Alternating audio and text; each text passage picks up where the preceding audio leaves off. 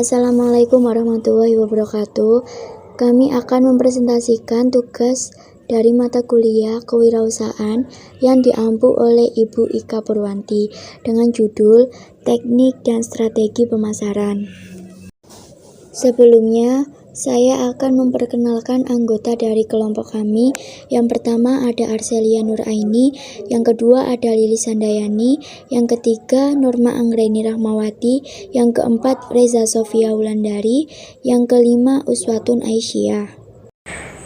Melakukan segmentasi pasar.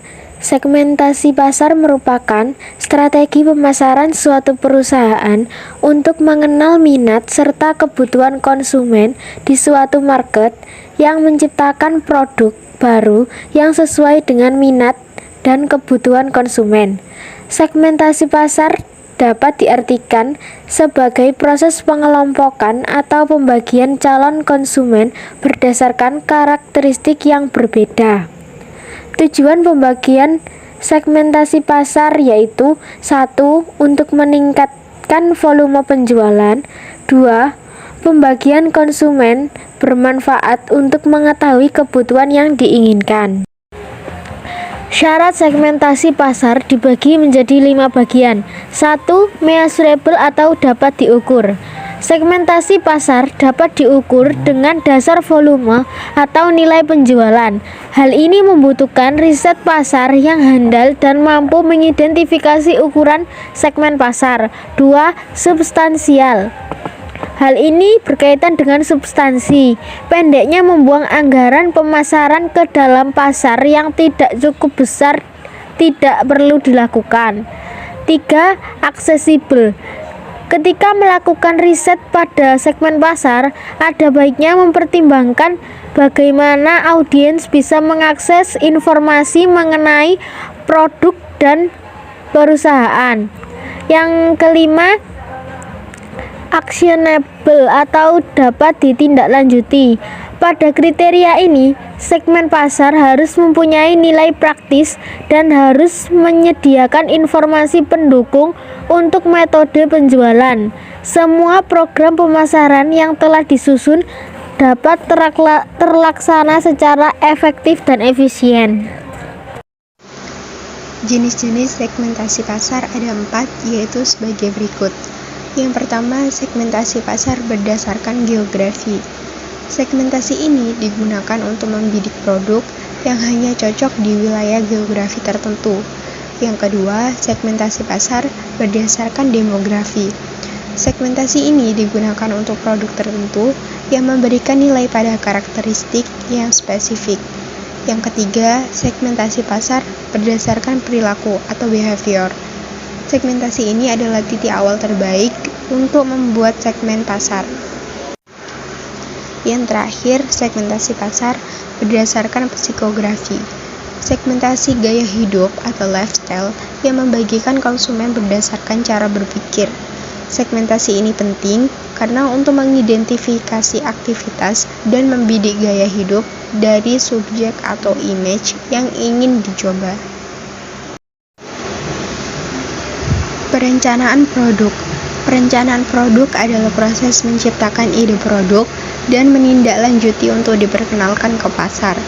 Selain itu, perusahaan harus memiliki strategi cadangan apabila produk gagal dalam pemasarannya. Rencana produk secara teratur diperbarui agar mencerminkan adanya perubahan dalam lingkungan persaingan, teknologi, dan informasi keberhasilan produk yang sudah ada. Rencana produk dikembangkan dengan memprediksi sasaran perusahaan, kemampuan, batasan, dan lingkungan persaingan. Kemudian saya akan menjelaskan tipe pengembangan produk. Menurut Ulrin 2001, perusahaan dapat melakukan proyek pengembangan produk itu dengan 4 tipe. 1. Plafon produk baru. Jadi tipe produk ini melibatkan usaha pengembangan utama untuk merancang suatu produk baru berdasarkan plafon yang baru dan umum. Jadi produk baru akan memasuki kategori pasar dan produk yang sudah dikenal. Yang kedua, turunan dari plafon produk yang telah ada. Proyek-proyek ini memperpanjang plafon produk supaya lebih baik dalam memasuki pasar yang telah dikenal dengan satu atau lebih produk baru. Yang ketiga, peningkatan perbaikan untuk produk yang telah ada. Jadi proyek-proyek ini mungkin hanya melibatkan penambahan atau modifikasi beberapa detail produk yang telah ada dalam rangka menjaga lini produk yang ada pesaingnya. Yang terakhir, pada dasarnya produk baru. Proyek-proyek ini melibatkan produk yang sangat berbeda atau teknologi produksi dan mungkin membantu untuk memasuki pasar yang belum dikenal dan masih baru. Jadi, maksudnya proyek-proyek ini umumnya melibatkan lebih banyak resiko yang mana keberhasilan jangka panjang perusahaan mungkin tergantung dari apa yang dipelajari melalui proyek penting. Menurut Ulrich 2001, untuk mengembangkan suatu rencana produk dan pernyataan misi proyek terdapat 5 tahapan, yaitu yang pertama, mengidentifikasi peluang, yang kedua, mengevaluasi dan memprioritaskan proyek, yang ketiga, mengalokasikan sumber daya dan rencana waktu, yang keempat, melengkapi perencanaan pendahuluan proyek, yang kelima, merefleksikan kembali hasil dan proses. Produk life cycle. Dikatakan produk life cycle karena produk mempunyai siklus atau masa di mana bisa bertahan di dalam pasar. Contohnya pada permasalahan produk teknologi. Produk-produk teknologi jika kita perhatikan setiap tahunnya akan mengeluarkan jenis dan inovasi terbaru. Contohnya handphone merek Samsung. Ia mengeluarkan jenis handphone terbaru setiap tahunnya, entah terbaru karena penambahan fitur ataupun memang terbaru jenisnya. Strategi mengupgrade fitur-fitur yang ada merupakan salah satu langkah dalam mempertahankan produk Samsung agar bisa bersaing di pasaran khususnya. Tahapan dalam siklus hidup produk atau product life cycles ada 4 tahapan. Yang pertama, tahapan perkenalan atau introduction. Dalam tahapan ini, perusahaan melakukan upaya memperkenalkan produk yang dihasilkan kepada pasar. Yang kedua, tahap perkembangan atau growth. Tahapan ini, ketika berada pada tahap tumbuh, konsumen mulai mengenal produk yang perusahaan buat dengan jumlah penjualan dan laba yang meningkat pesat bersamaan dengan promosi yang kuat. Yang ketiga ada tahap kedewasaan atau maturity. Tahap ini ditandai dengan tercapainya titik tertinggi dalam penjualan perusahaan. Yang keempat ada tahap penurunan atau decline. Pada kondisi decline, produk perusahaan mulai ditinggalkan konsumen untuk beralih ke produk lain sehingga jumlah penjualan dan keuntungan menurun drastis.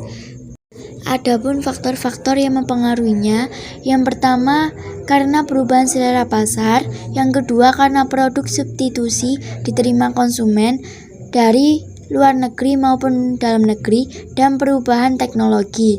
Sejumlah alternatif dapat dilakukan pada tahap akhir PLC ini, namun perlu diperhatikan bahwa pilihan alternatif haruslah didasarkan pada kekuatan dan kelemahan perusahaan tersebut. Sekian materi yang dapat kami sampaikan. Apabila ada kurang lebihnya kami mohon maaf. Wassalamualaikum warahmatullahi wabarakatuh.